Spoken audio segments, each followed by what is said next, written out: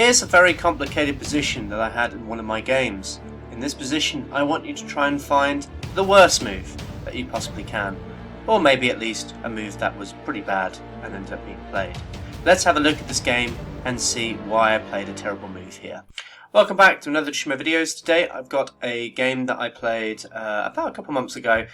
This was part of a league match that I was playing against another club.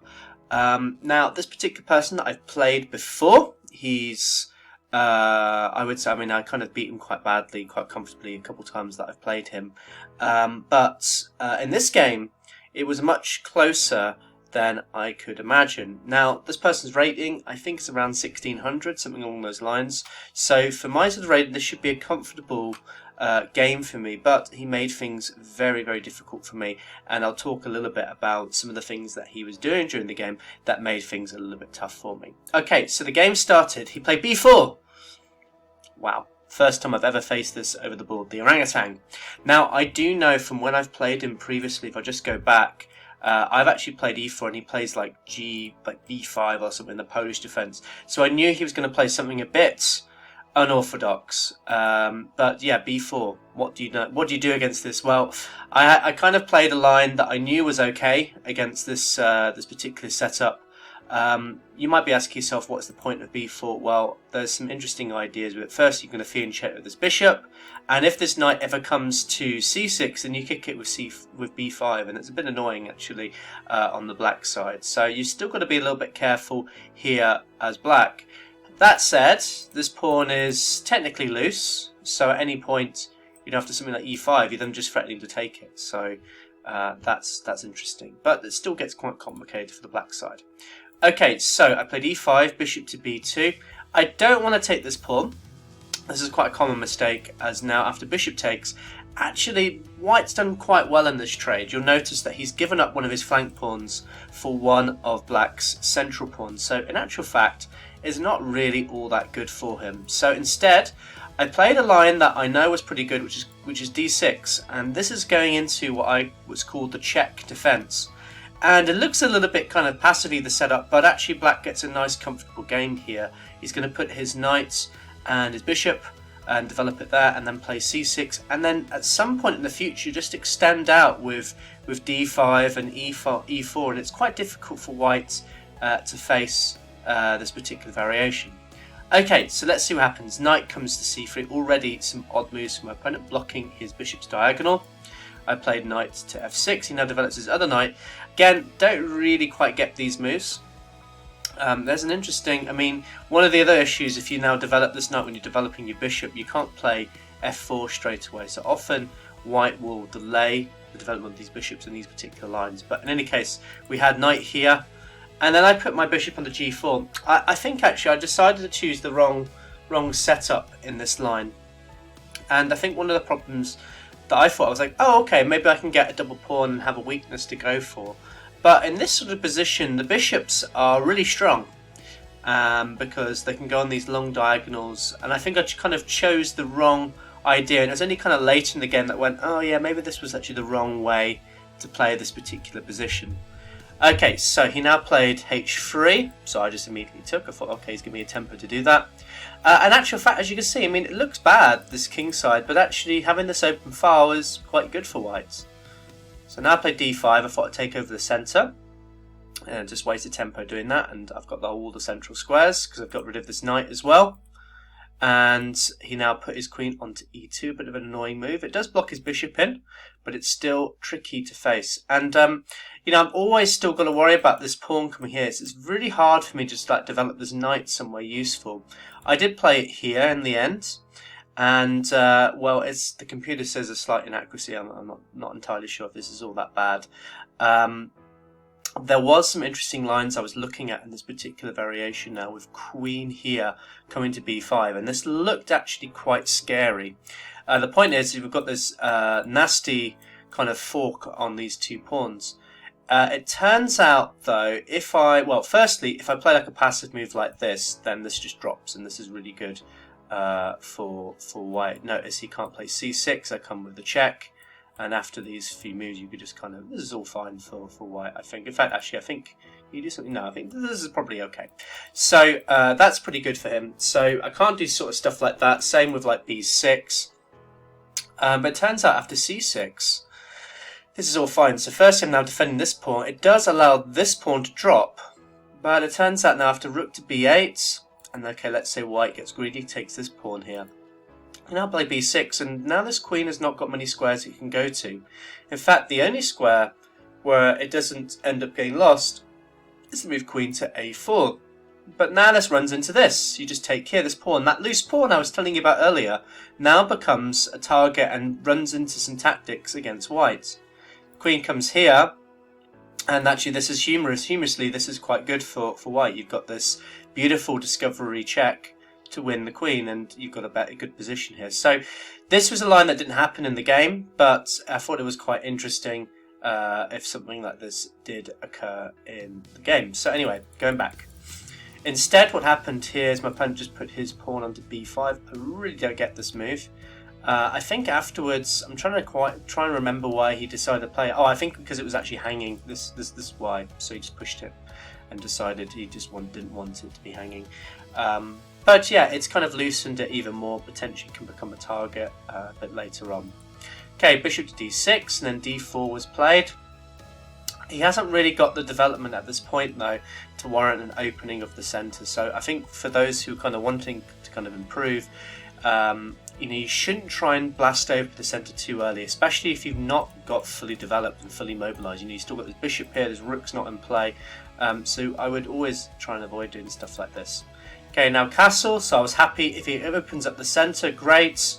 I can just blast it open with my rook. If this were to happen, I think I would just take here, and this is all fine for myself. I've got good development. Rook still coming to e8 is a threat, so he has to then deal with that. So, okay, in the game though, he've now put his queen onto d3 to get out of these issues. I now captured this pawn, queen captured, and I thought for a little bit as to where I want to position my bishop. In the game, I played bishop to c5. I think bishop to e5 was maybe better. And I guess the point of this is now this queen has to kind of go to an awkward square. Let's say he comes over to here. And already it's kind of looking a little bit interesting. I could do rook here, for example, and I'm now threatening this sort of stuff, and it looks a little bit scary for white. This queen's a little bit offside over here. Okay, it does maybe influence an attack along here, but again, white's issue is he's not really got the development to warrant all of these kind of weird looking moves.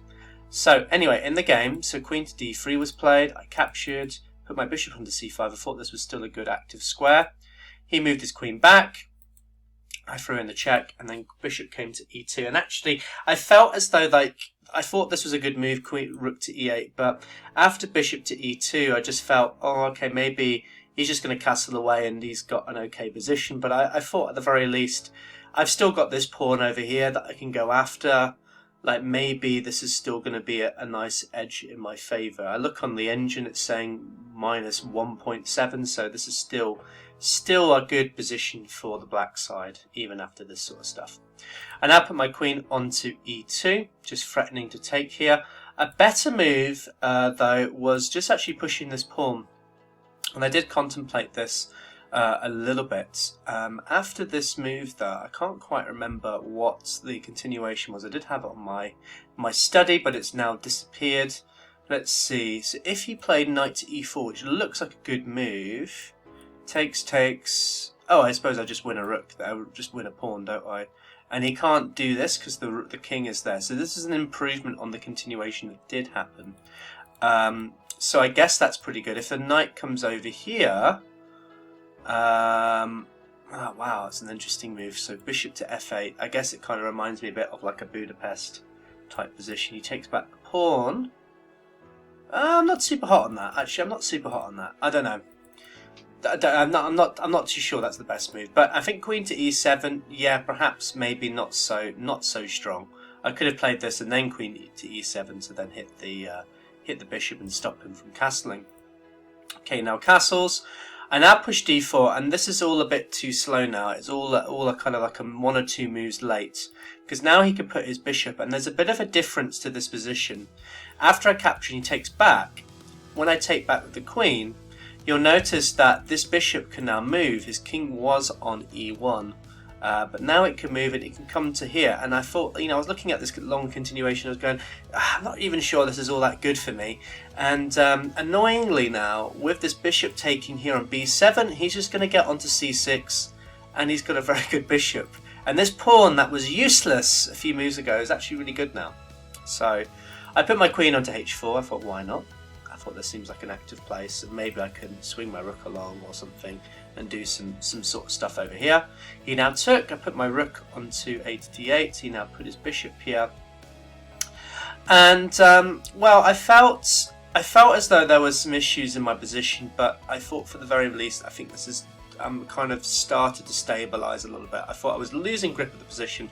It's probably somewhere around even. And after the next move, which I put rook to e6, I thought, okay, this looks pretty good for me now.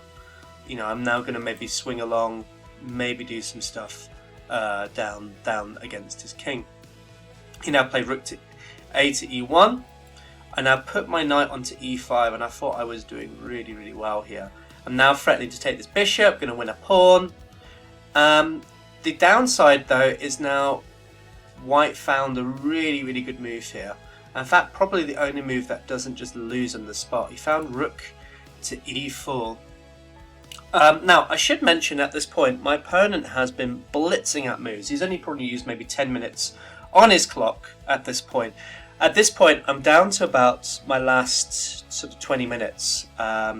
So we're on move 21, which I think is fair enough. I've been thinking about my position. He's been kind of blitzing out these moves very quickly, which is why a lot of his moves are quite a lot of inaccurate moves, because he's played it far too quickly. And I was looking at a lot of different interesting lines here that I thought could be interesting to go for. One of the lines I was thinking about was rook, queen takes on h4, h3. And the idea was this: if he took back this pawn, I throw in the check. I'm going to win back the material. His king comes to g2. I take here, and then look, I've got another fork over here. I thought this looked like a fine position. Computers saying maybe a tiny edge to me. The problem with this line is, can you spot the great tactic that wins in the spot for white? Yep, you just take the knight, and now there's no longer this threat. And if I take back here, well, he then just takes this pawn, and well, black's doing really, really well now. So this line did not work. So I knew that I was thinking about it for a long time, trying to make this line work. So it looked really, really nice. It just didn't work. It just didn't work. So then I was just looking at some like sad-looking retreating moves, maybe the queen coming back or something, and I just couldn't make anything really work in this position, or at least to my standards that I wanted in this position. And after thinking for a very long time, I just kind of, for whatever reason, I looked at this position. I thought, oh, the rook's hanging. I'm just going to take the rook. I don't know why I thought this. I just decided to take the rook. And I completely missed. I completely forgot. His bishop can take back. And I was just kind of there going, oh my goodness, I'm going to lose this game. So, yeah, I have absolutely no idea why I decided to do it, but I'm already now definitely losing. I whack on. The engine is now saying +4 for white. This is crushing. I now put my knight onto c4. I mean, maybe I was hoping to get kind of a powerful knight over here. He now put his queen onto g5, and already I'm starting to kind of go, oh my goodness, I'm going to have to resign this game. He's now hitting both the bishop and the rook, and he's got some sort of kingside pressure over here. Very, very scary stuff. I put my bishop back onto e7. Thought, okay, well, at the very least, I now parry this threat. He now takes here on h7. He gives back the bishop. Obviously, he's up materially, so he can do this sort of stuff. And, I took back the king. My king is now exposed. And I was fully expecting some sort of check from the queen and just being generally really annoying with his pieces. After this, though, he just moved his queen back to c1. I thought, wow, that's really, really, really random. It's still not a great position for me. He's got simple plans of just maybe trying to swap off the rooks. I put my rook onto d5. Now hitting this pawn, hoping maybe you have to spend a tempo playing a4, and thankfully he did. And I thought, okay, now this is not so bad. I now threw in this this bishop attack. He now blocks it, and I thought, great, I can put this bishop onto this really nice square. And what's really annoying about this square is it stops his rook from ever trying to trade off against one of my rooks, where I would just then be completely losing. So one of the things that I thought was interesting then about this position was there was a few kind of back row issues for white potentially, especially if I get this bishop into g3. There might be some problems for it, especially if this rook were to move up. Let's say this rook comes here, then this is just completely losing now. I would then take back and I've got a winning position. I'm up just to clear minor piece and have a really, really good position. So I was looking at a lot of tactics along with that to then win this game. I guess for him, maybe the safest thing for him to do would maybe just like move his king up here or something, and then he gets out of all these potential issues. But this is, at this point, it's perhaps not the best time to do it, as I can now just jump a knight into here maybe, or even just do some other destructive stuff against his position. Anyway, going back. So in the game, queen came to a1. Looked really good because he's now hitting this pawn. And now put my knight onto e3. Now I'm hitting this rook. The rook came to f3, and I thought, great, I'll take this pawn on c2. Now there's some issues for white in this position. The only move that does not lose on the spot, queen to a2. He's got to play this move because if he puts his queen anywhere on this back rank, he's going to lose his queen. And in the game, he blundered. Queen to b1. I think he was thinking about this pin on this knight. The problem is it runs into this. Check. And thank goodness I managed to fight out in this position. So yeah, I've now got a totally winning position. He can't even break out of this horrendous cell. He now pushes his bishop to c3 to stop my pawn from going. I just push it. And now I'm up another clear piece in this position, up +5. I mean, this is just crushing for white now. He pushes a pawn. I put my bishop onto g3. It's now really, really, his king can't really go anywhere. There's all sort of mating ideas. He pushes here. And then I just thought to myself, oh, do you know what? I don't need to rush this position at all. I put my king onto h6. He played f6. I didn't want to take because this allows his rook to come in. So I'm kind of limiting all possibilities of counterplay. I play g6. King came to h1, and I put my king onto g5. I had the simple plan of just taking this pawn on h3 and then hopefully finding some sort of checkmate. And in this position, my opponent just simply resigned. He just did not want to fight on. He's got no more counterplay. These pawns aren't going to do anything against my pawns. His rook can't go anywhere, as white will most likely get mated somehow. So just a crushing position. If you're wondering, you can't even just throw a check because of this pawn. It's just really, really bad for white. So anyway, that was the game. Very, very odd game. As I say, you wouldn't believe 17 moves later, I mean even just kind of 10 moves after my blunder, that I would have a winning position. You wouldn't look at this and go, oh, 10 moves later I'm going to have a completely winning position. You wouldn't think it. But yeah, it's very, very unusual for me. I've not blundered a queen like that so badly in a position for a very, very long time, and I just decided to do it here. But in any case, I hope you enjoyed the rest of the game, because I thought this was quite nice, all nice positional stuff here to win this game. But in any case, I hope you enjoyed this game. If you like what you see, make sure you leave a like, subscribe to the channel, comment below what you thought about this game, and I will see you soon. Take care, bye.